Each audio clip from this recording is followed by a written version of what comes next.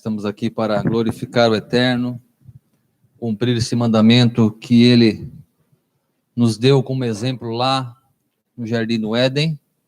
E com o povo de Israel, não ficou só no mandamento, mas Ele fez uma aliança, um sinal, um dos 3 sinais que Ele deu para o povo de Israel, uma marca, né, que ficaria impregnado em Israel por gerações. E um deles é o Shabat. Os outros nós falaremos outro dia. Então o Shabat é uma marca em Israel. Uma marca, uma aliança em que os filhos de Israel seriam conhecidos, né, por essa prática. E como diz alguns sábios, que não somente Israel guardou o Shabat, todos esses milênios, mas o Shabat preservou Israel. Porque o Shabat é o centro da vida do judeu. O Shabat é o que permeia a vida do judeu. Hoje nós não temos o templo. O templo, mas o Shabat, ele não pode ser destruído. Mas o Shabat, ele pode ser guardado ou não por nós. É uma opção minha, uma opção sua. E nós temos essa opção hoje de poder guardar o Shabat. Aqueles que não conseguem ainda e têm o desejo, o Eterno vai dar condições, tudo no seu tempo, né? E o Eterno, quando o nosso desejo está alinhado com o desejo do coração de Deus, as coisas vão acontecendo de maneira natural. E isso é uma bênção.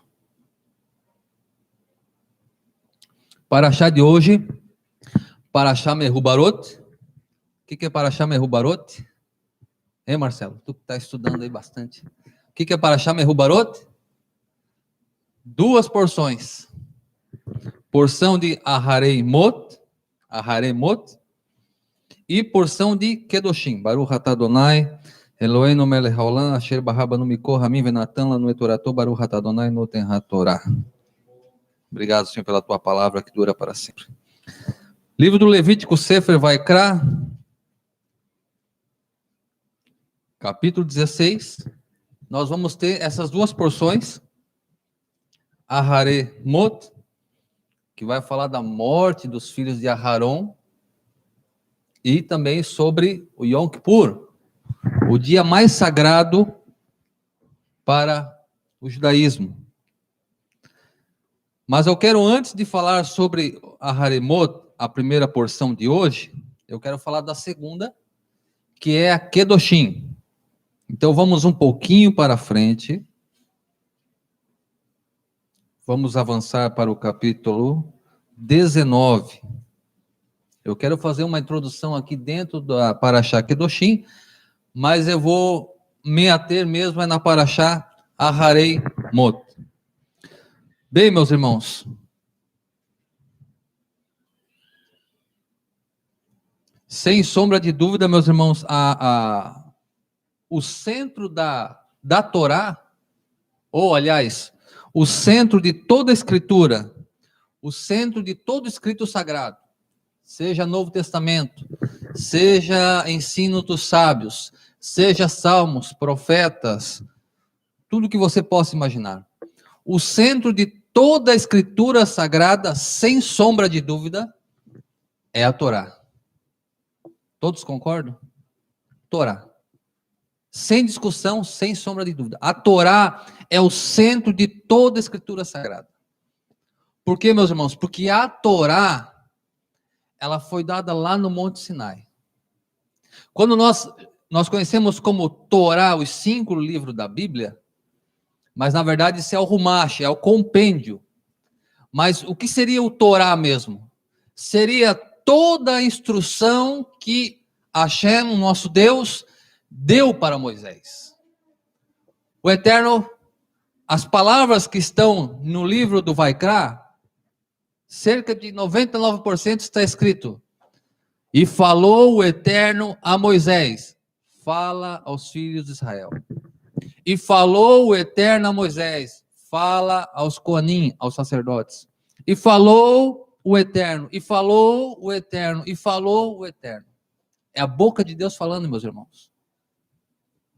Tem pessoas que correm atrás de profecias, correm atrás de... Irmãos, a Torá é a boca de Deus viva. Você está precisando que Deus fale contigo? Abre a Torá. As palavras que Deus falou diretamente para Moisés, e Moisés não omitiu nem um iud, nem um traço, nada.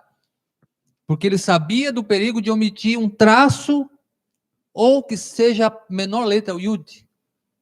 O risco que ele teria de perder a sua porção no Olam Rabá, no mundo vindouro. É por isso que os escribas, quando escreviam a Torá, os escribas não era qualquer um que poderia ser escriba, eram famílias, tradições, ensinado de pai para filho, porque o sofer, chamado, que escreve o sefer, que é o livro, sofer quer dizer aquele que conta, não só o que conta uma história, mas aquele que conta as palavras, número. Ou seja, a Torá tem um número exato de letras. E quando um escriba termina de escrever um Sefer Torá, é contado. E se tiver faltando ou sobrando, ele vai ter que revisar todos os pergaminhos.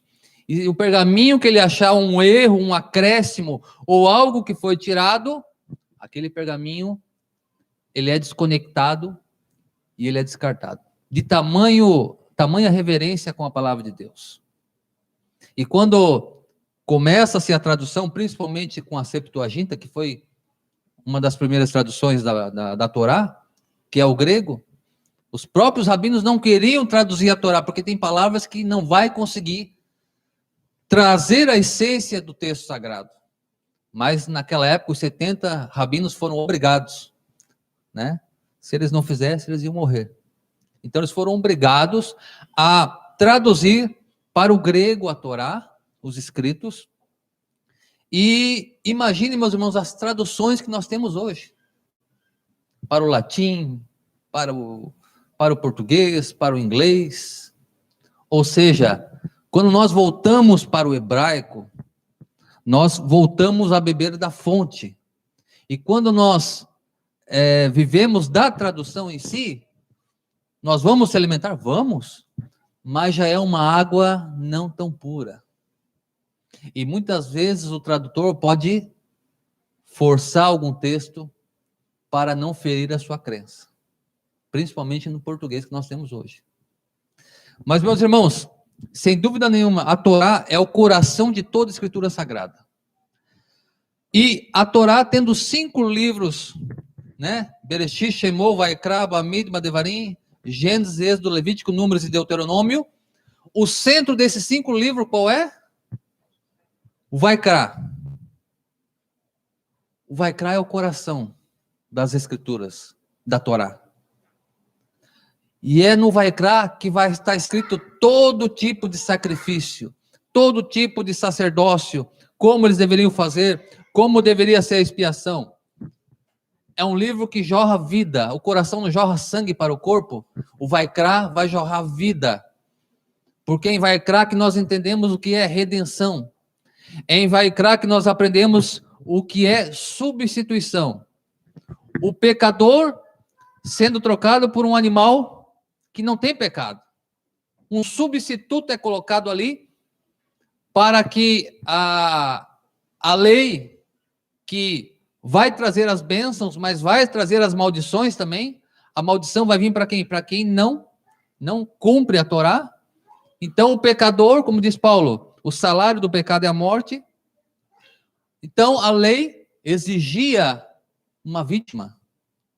Mas o Eterno, na sua bondade, resolveu, né, fazer todos os sacrifícios de animais para que o homem pudesse viver, pudesse fazer techuvá. Então, o centro da Torá é o livro do Vaikra. E qual que é a paraxá que é o centro de toda a escritura da Torá? Essa paraxá, Kedoshim. A paraxá Kedoshim está bem no centro da Torá e bem no centro do livro do Vaikra. Ou seja, o centro da Torá fala sobre o que, meus irmãos? Santidade. Kedoshim quer dizer sede santos. O texto fala: sede santos, porque eu, o eterno vosso Deus, sou santo. Então a Torá, o centro da Torá, aquilo que emana vida, o eterno está nos ensinando. Eu quero que vocês, o meu povo eleito, sejam santos, como eu sou santo. Então olha que interessante, meus irmãos. Esse coração, né? O centro da Torá nos ensinando que a santidade é algo que Deus exige, que Deus pede dos seus filhos, a santidade. E se eu perguntasse para vocês, irmãos, o que é santidade? Enquanto eu tomo um copo d'água, se alguém quiser responder. Né? O que é ser santo? Alguém quer citar um exemplo? Oi? Oi? Enoque é um exemplo, mas um exemplo de santidade, tipo, o que eu preciso fazer para ser santo? Oi? Obedecer os mandamentos. Mas na prática, vamos botar na prática. Amar ao próximo. Olha que interessante, meus irmãos. Vamos pegar a questão da santidade no mundo religioso, geral. Judaísmo e fora do judaísmo. A questão da santidade, ela às vezes fica muito numa filosofia e no sentimento. Por exemplo, no mundo religioso, se alguém se isola como monge, se isola de toda a população e tem uma vida sem luxos, alguém que doa toda a sua riqueza, vai viver no Monte do Tibete, meditando ali durante anos. Esse, aos olhos do mundo, é uma santidade. Tem pessoas que fazem isso, os monges. Tem pessoas que já acreditam que se eu orar 3 horas por dia, colocar um milho ali para mim ficar com o joelho, eu vou atingir uma santidade muito elevada. E tem outros que já acreditam que se eu jejuar 3 vezes por semana, daqui uns dias eu vou estar me igualando a um anjo. Tudo isso faz parte da santidade, a oração, o jejum. Mas, irmãos, santidade, segundo a Parashá Kedoshim, é tudo aquilo que tudo aquilo que você faz com o seu próximo. Então não adianta eu orar 2, 3 horas por dia e negligenciar o meu semelhante que veio pedir algo, uma ajuda para mim. Não adianta, de repente, eu jejuar 3 vezes por semana, meus irmãos, e não, estender a mão para aquele que veio pedir um socorro. Não adianta eu tentar ser santo sem fazer isso com o meu semelhante. Então, a questão da santidade está envolvida com 3 pessoas. Primeiro, eu, Deus e o meu próximo, o meu semelhante.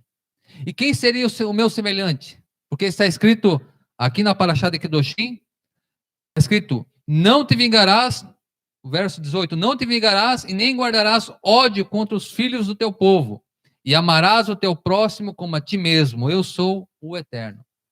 Então esse amar ao próximo, o que é amar ao próximo? A Parashá Kedoshim, em casa você pode ler hoje à tarde, meus irmãos, o que a Parashá Kedoshim vai dizer, como eu devo ser santo, e aqui vai dizer, não vou mentir, não vou enganar meu próximo, não vou, se alguém é patrão, não vou atrasar o salário do meu diarista. A Parashá Kedoshim vai trazer os detalhes da santidade na prática. Não só no que o mundo religioso pensa sobre santidade, mas naquilo que a Torá traz na prática. Você se colocar no lugar do teu próximo. Você amar o próximo como a você mesmo. E olha que interessante, meus irmãos, eu não consigo amar o meu próximo se eu não amar a mim mesmo. É o primeiro erro que as pessoas cometem. As pessoas que não se amam, as pessoas que não se amam não vão conseguir amar o seu próximo. As pessoas não vão conseguir, elas precisam se amar, elas precisam se perdoar, elas precisam saber que elas têm um pacto com o Deus de Israel e que por mais difícil que sejam as situações, o Eterno está com elas em todos os momentos.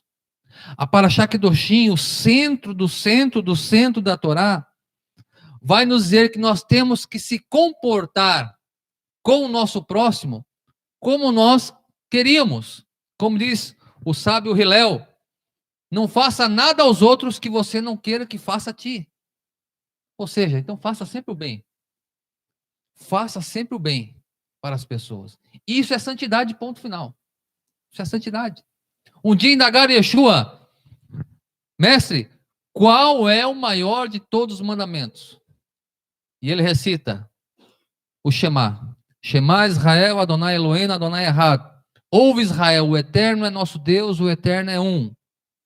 E ele fala, esse é o primeiro grande mandamento. Ame ao teu Deus com toda a tua força, com toda a tua alma e com todo o teu entendimento. E o segundo, semelhante a esse, é amarás o teu próximo como a ti mesmo. O livro que Yeshua mais citou, meus irmãos, foi o livro de Vaikra, o livro de Levítico. O livro no mundo religioso menos comentado. Um livro muito complexo. Um livro que até para os rabinos, eles dizem que é o livro mais difícil. É um emaranhado de leis dos sacerdotes, é um emaranhado de leis para sacrifícios, leis para a redenção, a unção. Então, é um livro muito complexo. Então, meus irmãos, Parashá Kedoshim fala sobre a santidade. Como eu devo ser santo? O Eterno espera a santidade do seu povo. O Eterno espera que o seu povo ame os seus semelhantes.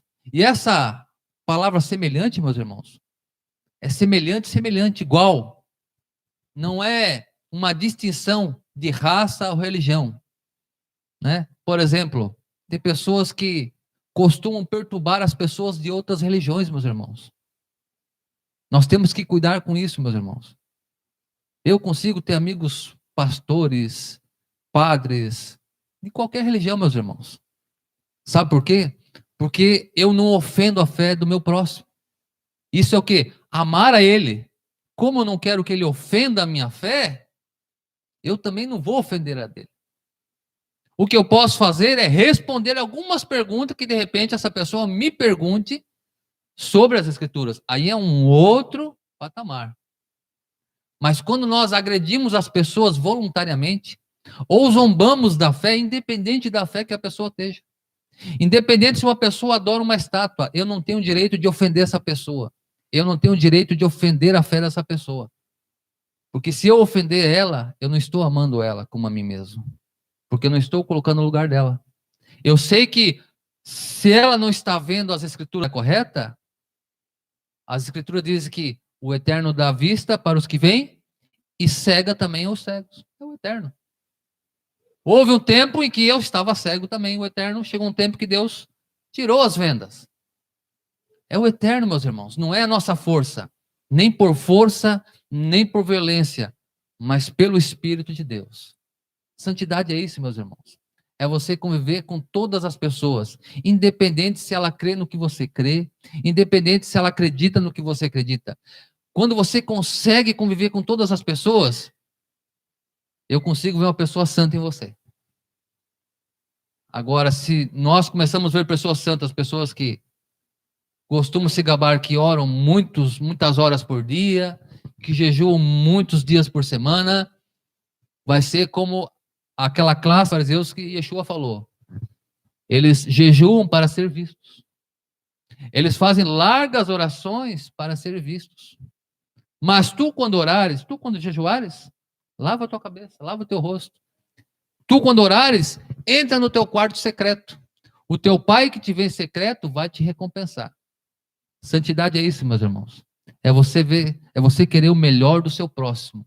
Aquele que é semelhante, que é igualzinho a você. A palavra semelhante quer dizer isso, igual. a mesma essência. Às vezes a parte externa não é, ou a filosofia não é, mas a essência é a mesma, meus irmãos. Todos nós saímos de Adão. Todos nós saímos nas mãos do Criador. Agora vamos voltar para Aharei Mot. Aharei Mot.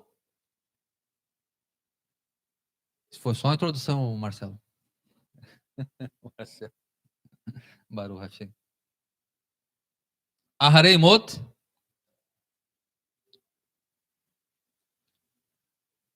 Uma paraxá um tanto quanto mística, meus irmãos. E vocês vão entender o porquê essa paraxá é um tanto quanto misteriosa.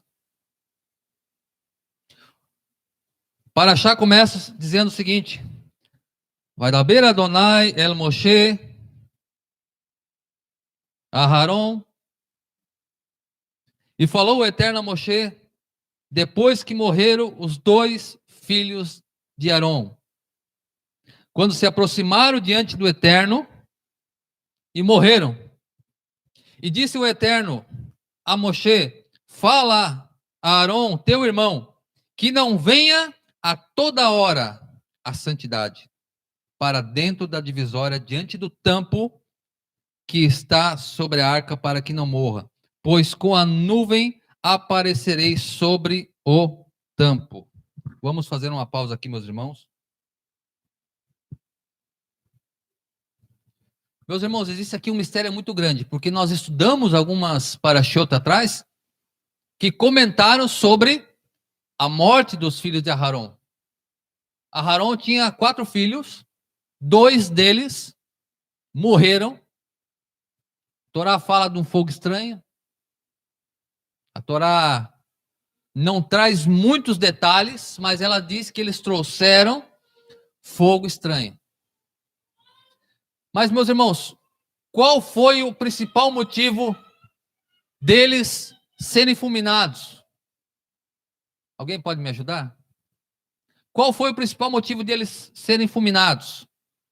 Aquele fogo veio e entrou pelas suas narinas e fulminou os 2 filhos de Aharon.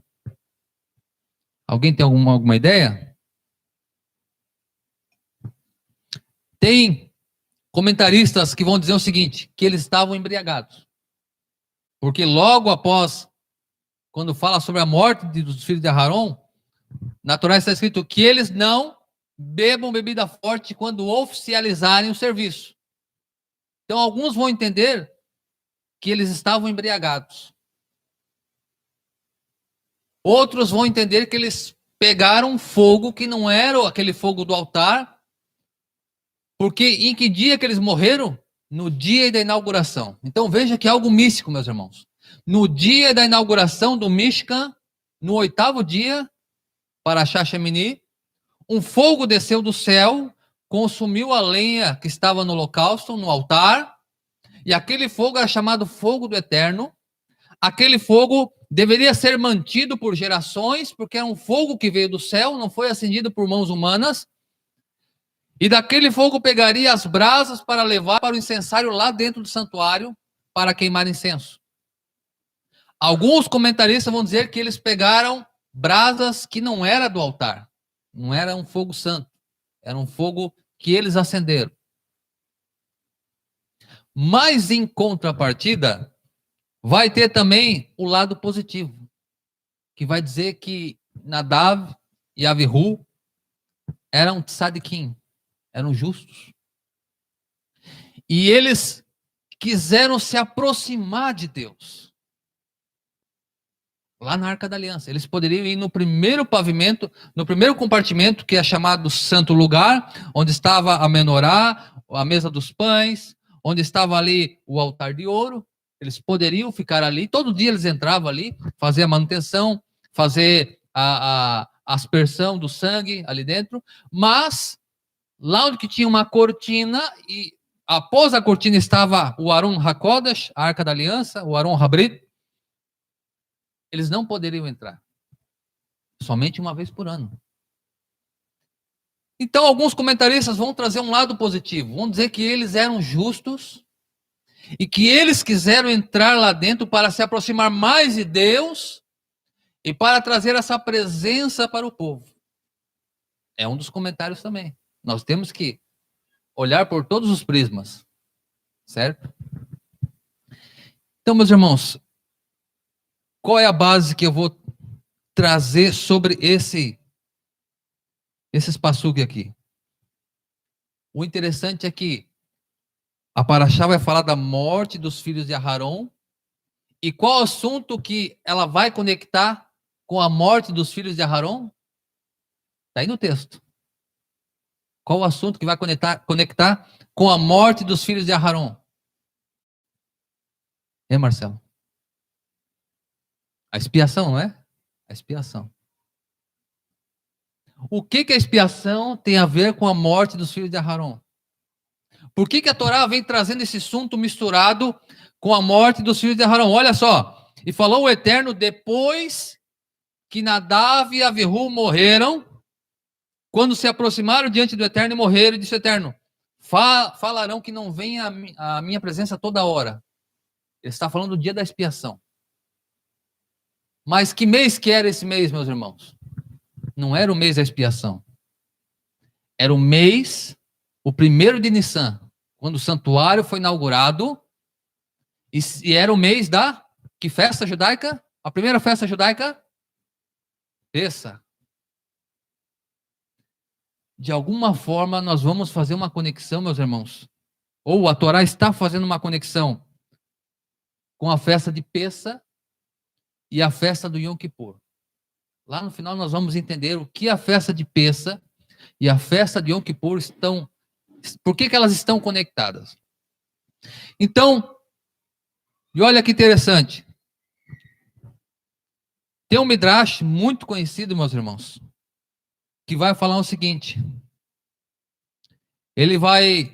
Rabino Ia Ben Abba vai declarar nesse Midrash, ele fala o seguinte, porque a morte dos filhos de Aharon está junto com esse texto de Yom Kippur. É um rabino muito antigo que vai ter essa sua citação no Midrash Rabbah.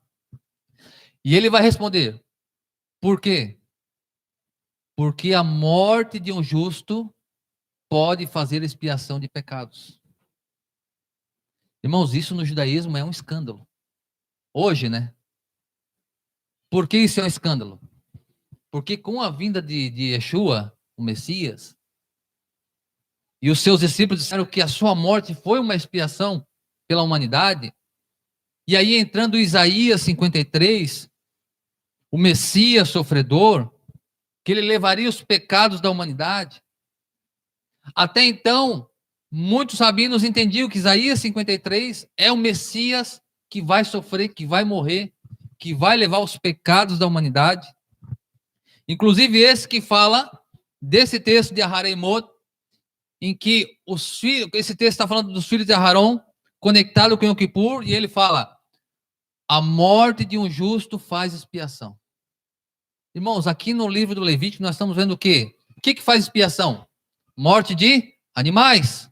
Os animais estão sendo mortos, está tendo expiação. Então, mas esse rabino vai dizer, o justo também vai fazer expiação.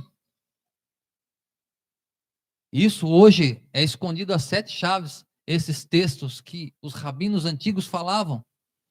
Porque vai de encontro com a pessoa de Yeshua.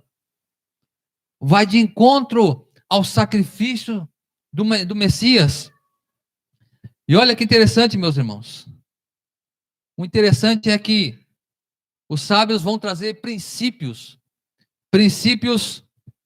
que permeiam a Torá, que permeiam os profetas, que permeiam a história do Messias. Que princípio é esse? Eles dizem o seguinte, que todo evento marcante que a Torá registra dos patriarcas, isso é uma sombra, isso é um prelúdio do que aconteceria com os descendentes lá na frente. E eles vão citar. Eles citam. Então, olha que interessante, nós olhamos os patriarcas, meus irmãos. Então, olha que princípio judaico, tudo o que aconteceu com os patriarcas, isso vai ser um presságio, vai ser uma sombra que lá na frente vai acontecer, em algum momento da história, com alguém do povo de Israel. E aqui agora nós lemos uma citação do Rabino Ia Ben Abba, que a morte de um justo faz expiação por pecados. De um ser humano, meus irmãos. E olha só, se nós olharmos a história de José, José é um dos patriarcas, existem os 3 patriarcas, mas José também é considerado um patriarca.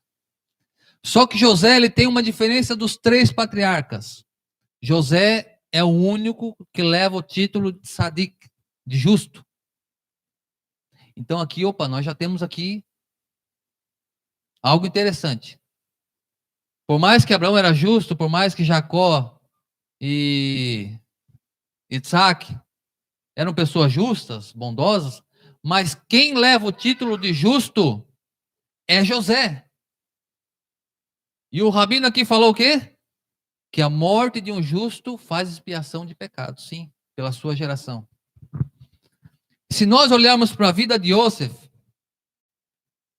repare bem, meus irmãos, nós estamos aqui lendo uma paraxá que fala da morte de homens, os 2 filhos de Aharon, e a Torá falando sobre Yom Kippur, no mês de Pessa. Olha como tudo está conectado. Então, qual é a história de José? Então, se nós entendemos esse princípio que o que acontece com os patriarcas vai acontecer novamente lá na frente, o que aconteceu com José? José o justo foi o quê? Traído pelos irmãos. O justo foi vendido pelos seus irmãos. O justo foi dito que estava morto. Pegaram as suas vestes, mergulharam no sangue de bode, venderam José para uma caravana de ismaelita, levaram aquelas vestes de várias cores para o pai, falam para o pai que um animal selvagem espedaçou Yosef e eles só acharam as suas vestes manchadas de sangue. Chegam para o pai com as vestes cheias de sangue. O que o pai faz? O pai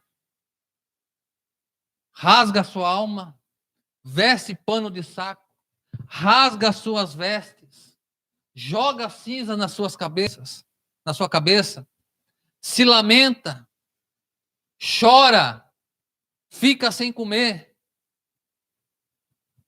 Que festa que está lembrando essa com o lamento do pai, Jacó? Que festa, meus irmãos? Purim? Que festa? Yom Kippur. Rasgando as vestes. Cinza na cabeça. Jejum. Lamento. É a única festa judaica que nós não comemos. 25 horas de jejum. Alguns irmãos já estão acostumados todo ano passar esse dia num completo jejum de água, né, e alimento sólido. Um dia pesado. Um dia que nós sentimos o peso. Um dia que nós se lamentamos, oramos, pedimos perdão, não só pelos nossos pecados, mas principalmente pelos pecados do nosso povo, pelos pecados da humanidade. Veja, temos o Yom Kippur com a história de José chegando a notícia até o pai, Jacó. Ele se rasgando a alma, rasgando as vestes, fazendo todo o lamento que era comum, esse tipo de lamento naqueles povos. O único que não poderia rasgar as suas vestes era o sacerdote, porque se o sacerdote perdesse um filho, tragicamente rasgasse as suas vestes, ele perderia o sacerdócio, porque as vestes eram sagradas. Mas os reis, os homens comuns, os nobres, quando acontecia uma tragédia, eles rasgavam as suas vestes. E olha que interessante, nós vemos todo esse relato. José sendo chamado de Sadik. E o que acontece? José morre ou não? Para o pai ele morre. Para o pai ele está morto. Mas José está vivo, porque ele é vendido para uma caravana de ismaelitas e ele vai em direção ao Egito. E anos mais tarde ele se torna rei, governante de toda a terra, salva o mundo com vestes que não eram vestes judaicas, que eram vestes egípcias.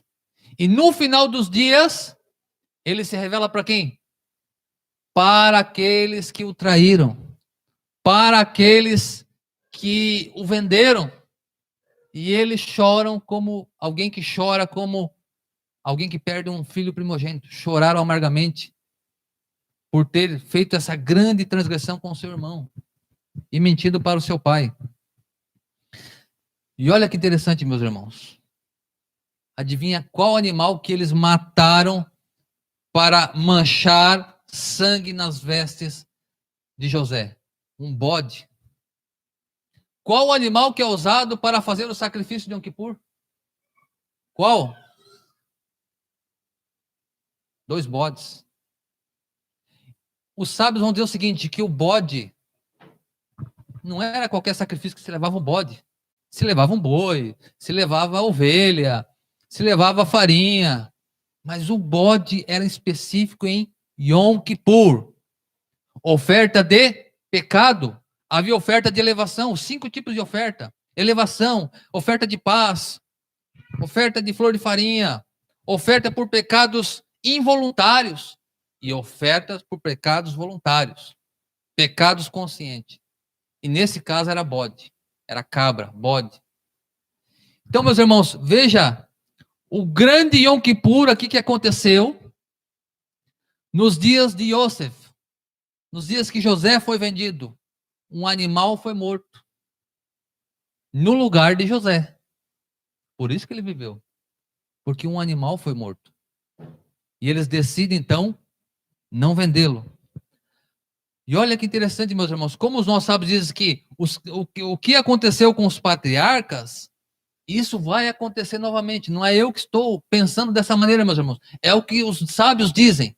O que aconteceu, as coisas que a Torá registra sobre os patriarcas, é o que vai acontecer lá na frente. Isaac quase não foi sacrificado lá no Monte Moriá? Yeshua não ficou no quase, não. Isaac não era um menino de 12 anos, não. Era um homem formado e ele foi por livre e espontânea vontade lá. Assim como Yeshua foi por livre e espontânea vontade ao Getsemane, ao invés de ele fugir dos guardas, ele foi de encontro. Geralmente as pessoas fogem, né? Ele foi, pode me prender. Porque naquela noite, quando ele faz o Kiddush, o Seder com seus discípulos, ele diz, esperei ansiosamente por esse momento. Irmãos, durante muito tempo, eu fiquei pensando, lendo as histórias de José, de Yosef, sendo traído pelos irmãos, sendo humilhado, mentindo para o pai que ele havia sido morto. E durante muito tempo eu pensei, por que Deus não impediu isso, né? Será que Deus não estava vendo? Será que Deus... E eu li uma citação muito linda que dizia o seguinte, quando tudo isso está... Porque José podia ter pensado assim, meus irmãos. Será que Deus não está vendo o meu sofrimento? Veja, José foi vendido, era para ser morto, mas decidiram vendê-lo, vende o menino jovem, vai lá para o Egito como um escravo estrangeiro, e hebreu ainda, que é pior ainda. Os egípcios odiavam os hebreus, porque eles tinham os hebreus como pessoas abomináveis. Vai lá, e quando tudo está bem na vida de Yosef, acontece o episódio da mulher de Potifar, e ele vai para uma prisão, fica anos naquela prisão. Será que Yosef não pensou assim, poxa, será que eu estou orando pouco? O que eu fiz para merecer isso? O que eu fiz para que tudo isso viesse, né, como uma avalanche sobre mim? E os sábios vão dizer o seguinte, quando tudo isso estava acontecendo na vida de Yosef, o que Deus estava fazendo? Preparando o caminho do Messias. Preparando os dias do Messias. A caminhada de Yosef, a trajetória de Yosef, quando ele é vendido, a partir de quando ele é vendido, traído pelos irmãos, ali Deus estava preparando o caminho do Messias. Lembra o que o rabino Ben Abba falou? A morte de um justo faz expiação pela sua geração. Deus estava pavimentando o caminho para o Mashiach. Imagina o Messias lá no Shammai, vendo as histórias, a história correr, e ele sabia que era isso que ele ia passar. Porque não pense, meus irmãos, que na última hora Deus revelou para o Messias, ó, você vai ser entregue na mão dos pecadores, você vai... Ele já veio. Infelizmente, tem uma ala do judaísmo que diz o seguinte, que o Messias pode ser qualquer pessoa, que venha da tribo de Davi, que venha da tribo de Judá, e seja um grande estudioso, e ele se declara o Messias. Não é assim. O Messias já vem pronto. O Messias já vem pronto, preparado para o caminho que Deus estipulou para ele. O Messias sabia a rua que ele ia andar. O Messias sabia o caminho que ele ia percorrer até o Getsêmani. Ele sabia. Ele sabia o momento certo de se entregar, não somente pelo povo de Israel, mas principalmente por toda a humanidade. Então, o que Deus estava fazendo, vendo José sendo vendido? O que Deus estava fazendo, vendo José colocando falsas acusações nele, como no caso da mulher de Potifar, e na prisão também? Deus estava pavimentando o caminho do Messias. E olha que interessante, meus irmãos. Toda essa história de José, nós vemos ela se repetir na pessoa de Yeshua. Yeshua não é traído. Yeshua não vai ser traído, meus irmãos, por algumas moedas de prata. Yosef também foi traído por moedas de prata. Os irmãos tentam matar José, mas acontece alguma coisa e eles, não vamos matar porque é nosso sangue, vamos vendê-lo. A parte da liderança de Israel, do Sinédrio, a grande parte do Sinédrio queria matar ele, mas não podia, por quê? Porque dependia de Roma. Eles não podiam aplicar a pena capital para um judeu. Era Roma que fazia a pena capital. Eles apenas levavam. Então, olha, eles não conseguem matar, mas eles vendem. Venderam lá e ele foi entregue nas mãos dos pecadores. Olha só, meus irmãos, a túnica de Yosef que foi manchada no sangue. O Novo Testamento fala que os soldados ouviram dizer que a acusação dele era que ele se dizia rei dos judeus, Yeshua. O que eles fazem? Pegaram uma capa vermelha, colocaram sobre os seus ombros. Você é rei? Pegaram uma coroa de espinho, cravaram na sua fronte. E disseram, e botaram uma cana na sua mão, um caniço na sua mão. E disseram, e aí, rei? Dê a sua bênção, rei. E olha que interessante, meus irmãos.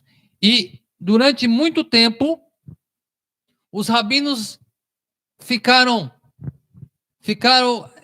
sem entender quando o Taná, quando os profetas falavam do Messias.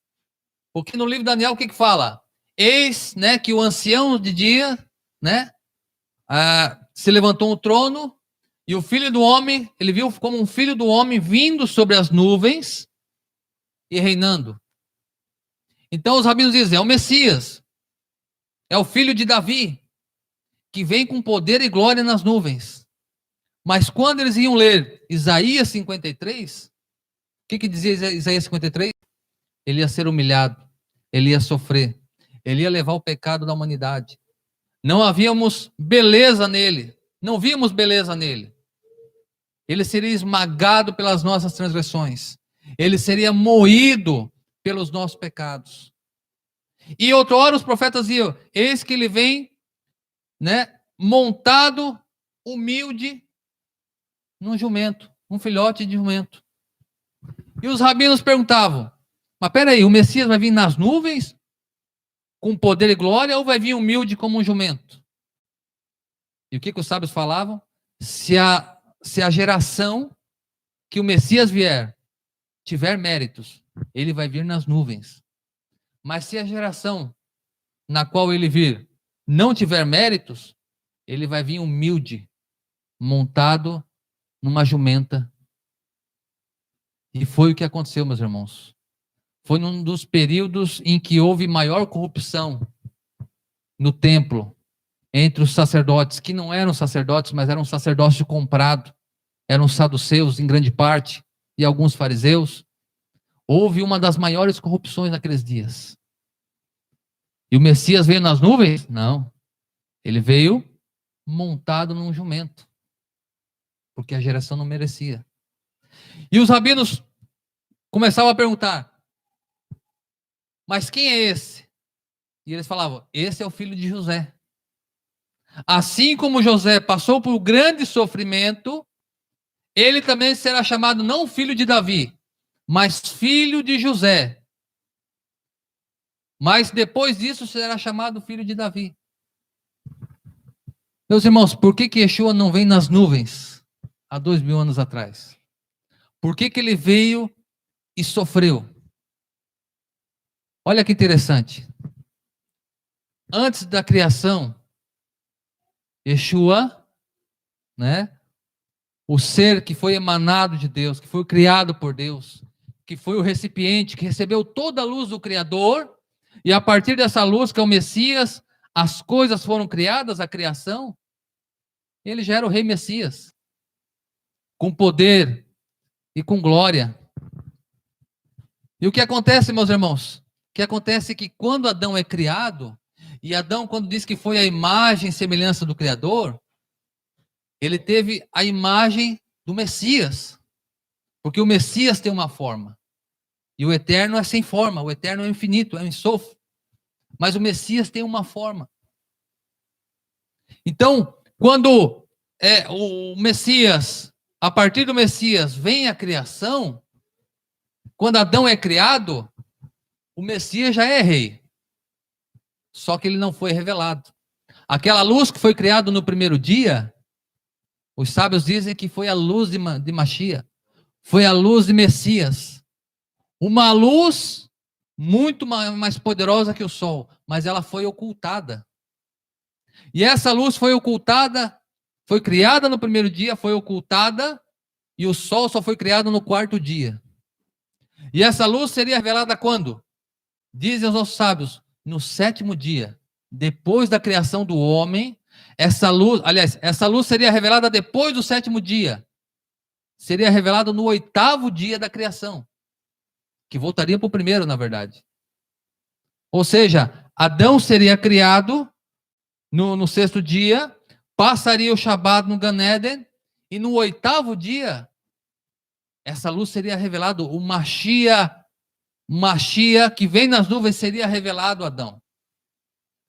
Mas o que acontece? O pecado de Adão atrasou essa vinda.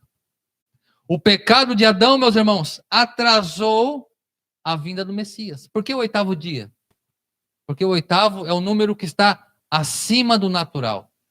É por isso que foi no oitavo dia que o Mishkan foi inaugurado. E olha, meus irmãos, foi atrasado quanto tempo? Se foram 6 dias da criação, e o salmista fala aqui, um dia para Deus é 1000 anos, e 1000 anos é um dia. Então foi atrasado quanto tempo? 6.000 anos. E no sétimo milênio, essa luz vai ser revelada. Lembrando que nós estamos chegando muito perto do sexto milênio. Por isso que os sábios vão falar, eis os dias de Mashiach. Por que os dias de Mashiach? Há uma preparação para a vinda de Mashiach. Qual que é essa preparação, meus irmãos?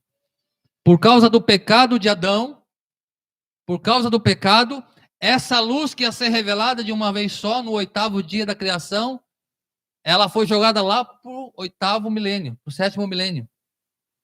E o que vai acontecer, meus irmãos?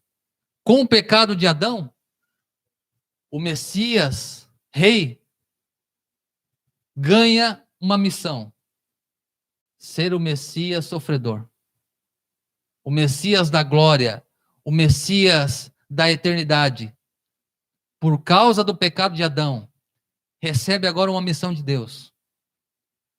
Que missão é essa? Reparar o mundo.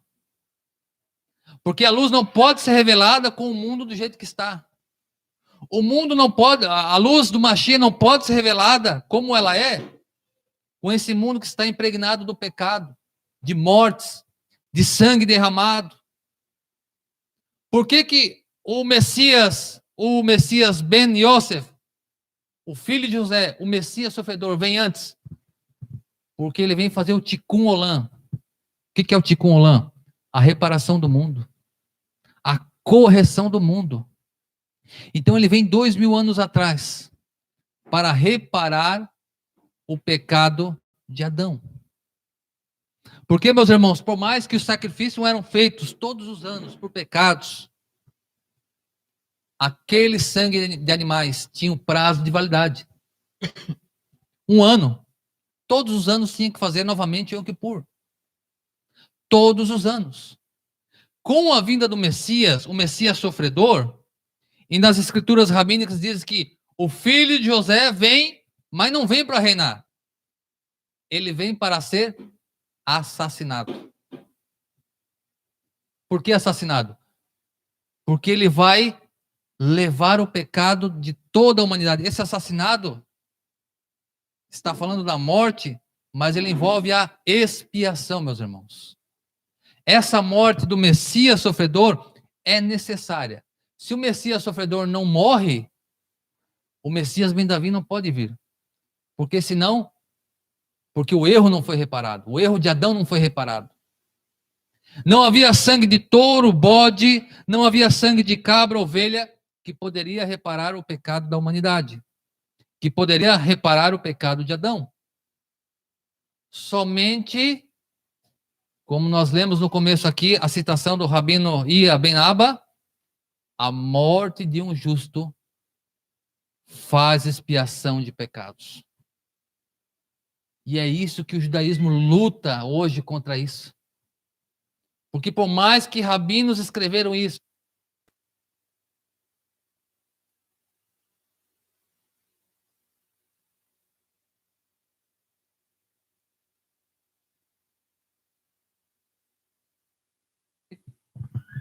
porque ele é o tzadik, ele é o justo. Por mais que Yosef, meus irmãos, por mais que Yosef foi considerado justo, mas ele era justo 100%? 100%? Não. Nós sabemos que não. Porque ele fazia lashon hará dos irmãos, lembra da história? Ele fazendo lashon hará dos irmãos para o seu pai, chegava para Jacob e falava, ó, Rubem fez isso. O famoso X9. Cadê o Isaac? Ben Betzalel. Isaac é meu filho. O famoso X9, lá em casa é o Isaac. O Isaac, ele conta até os erros dele. Eu fiz isso, pai. É, beleza, que bom. Então, esqueci o que eu estava falando. Então, meus irmãos, o erro vai ser reparado pela expiação desse justo. Então, Yosef, ele não era justo 100%. Ele fazia lashon hará dos irmãos. É por isso que ele não morre, porque ele não pode fazer, ele não consegue fazer expiação. Ele não consegue fazer expiação, porque ele não é um justo 100%. Somente um homem que pisou nessa terra é justo 100%. E tem poder para expiar pecado, não somente da sua geração, mas da geração dele, da geração passada e da geração futura. E nós sabemos quem é esse. O homem celestial. Irmãos, a profecia foi lançada lá no Bereshit, capítulo 3, verso 15. Da semente da mulher nasceria um que pisaria na cabeça da serpente. Irmãos, imagine, durante anos e anos, gerações e gerações, nasciam pessoas elevadas. Moshe, Aharon, Abraão, Isaac, Jacó, mas nenhum deles conseguiu chegar ao ápice para que pudesse realmente fazer expiação.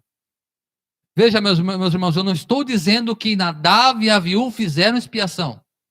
Eu não estou dizendo isso. O que o Rabino Ben Abba, ele está dizendo é que a Torá está ensinando que a morte de um justo faz expiação. Diferente de alguns rabinos que falam que eles fizeram expiação. Eu não acredito nisso.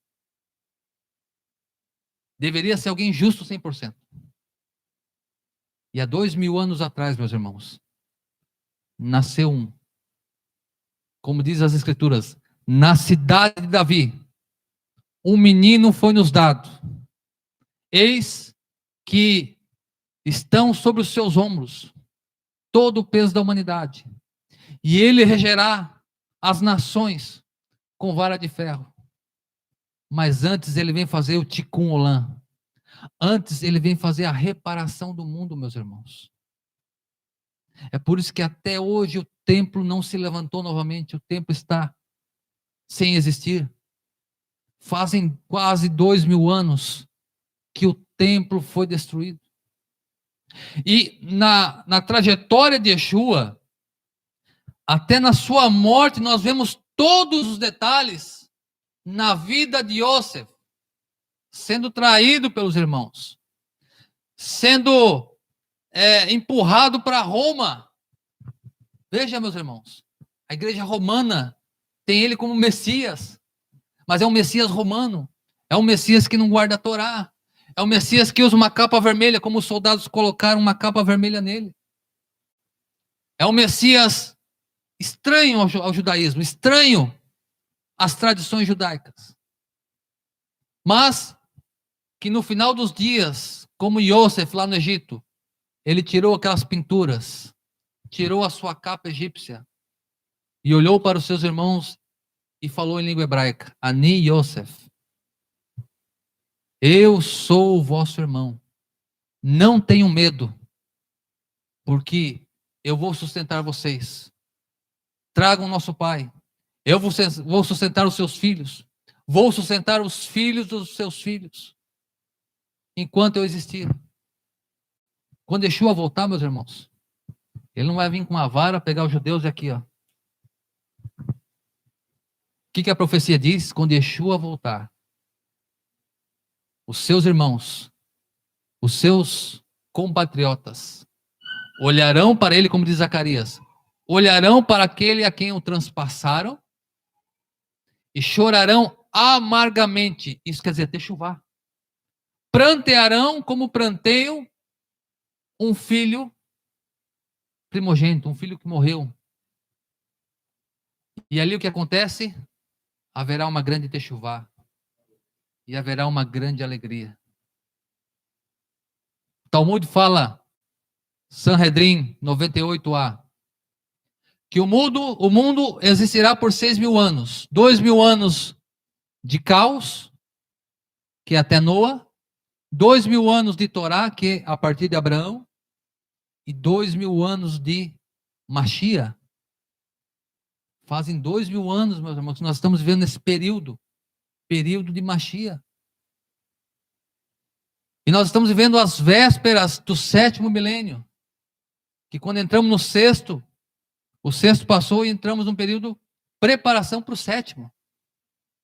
Ou seja, nós estamos no Kabbalat, perto do Kabbalat Shabbat, perto da entrada. O judeu, quando vai receber o Shabbat, ele vai receber exatamente na hora do pôr do sol? Não. Quando que ele recebe? É antes. Por isso que os sábios dizem, os dias de Mashiach já fazem 2.000 anos. Só que nós já estamos conseguindo ouvir os seus passos. Nós já estamos conseguindo ouvir os passos de Mashiach. E ele tem salvado pessoas de todas as tribos, povos, línguas e nações. Assim como Yosef salvou todo o Egito, salvou os estrangeiros. E no final dos dias se revelou ao seu povo. E ali houve grande alegria, houve grande techuvá. Então, todos os detalhes, quando Yeshua se entrega lá no Getsemane, o que acontece, meus irmãos? Coloco ele no madeiro. Que período que era, meus irmãos? Período de Que festa que era? Período de Pessa. Nós lemos aqui na Parashá Hareimot, era um período de Pessa, porque era o primeiro de Nissan, a inauguração do santuário, no mês do Pessa, o Pessa é no 14 de Nissan, e a Torá falando de expiação. Então, na festa de Pessa, Yeshua se torna expiação por nós. E na Parashá de hoje, a Hareimot, falando da expiação, como falamos do bode, traria 2 bodes, Aharão traria 2 bodes, idênticos, iguais. Lançaria sorte sobre os 2. Um seria para Adonai, outro seria para Azazel. Um seria imolado, o outro seria mandado embora para o deserto. Só que tem um detalhe. A tradição judaica diz que esse segundo bode, que era livre, eles iam para um lugar deserto, procuravam um despenhadeiro e precipitavam ali aquele animal. Aquele animal, antes de chegar no chão, imagina um despenhadeiro pedregoso, até chegar no chão, o que acontecia com ele? Batia várias vezes na pedra e as suas entranhas se abriam até chegar no chão.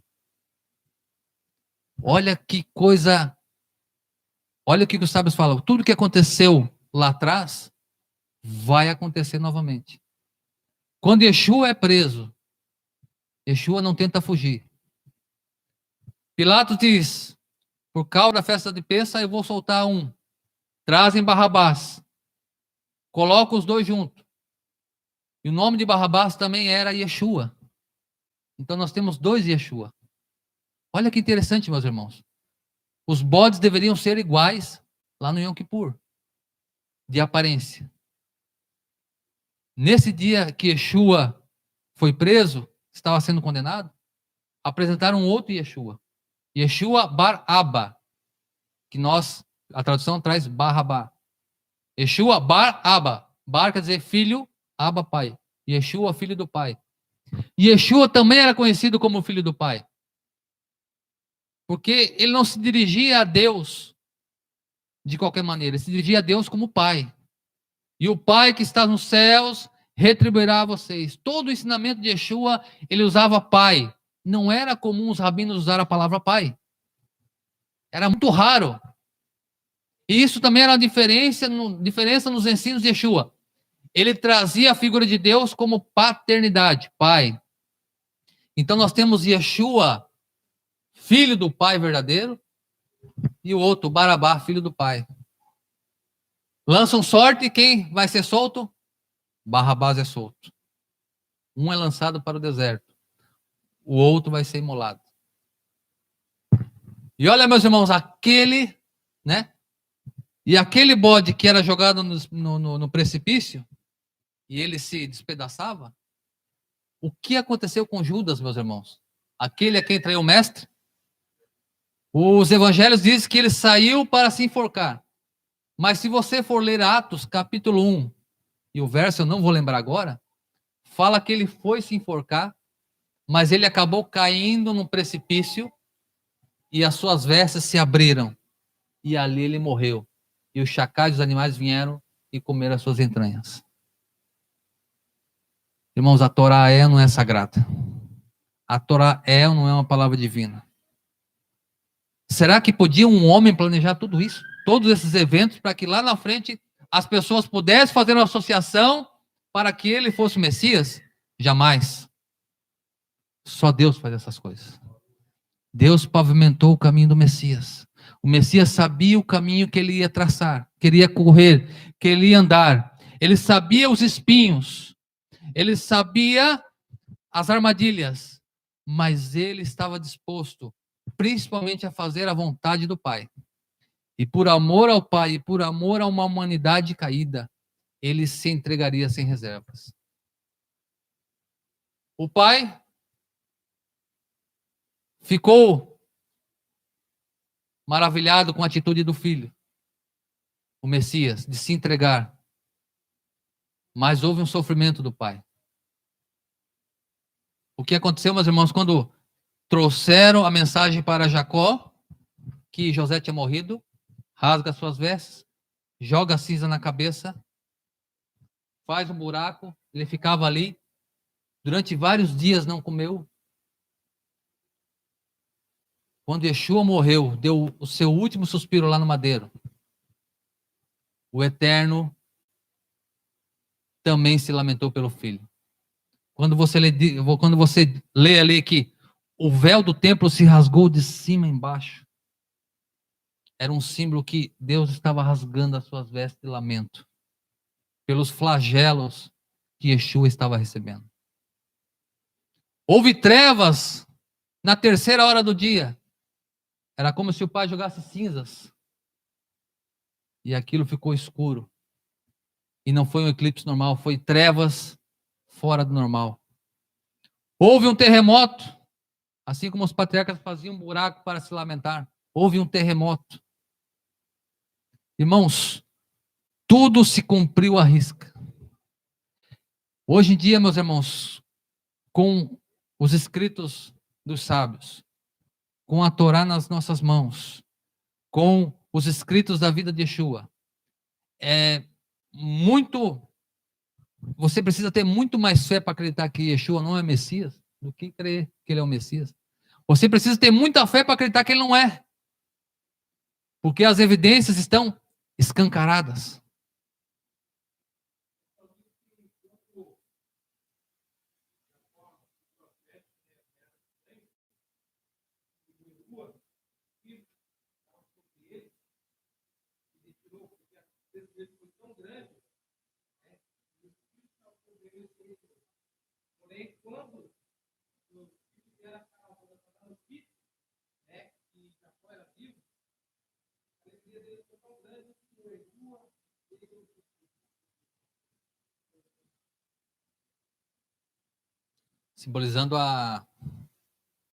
Simbolizando a Shekhinah.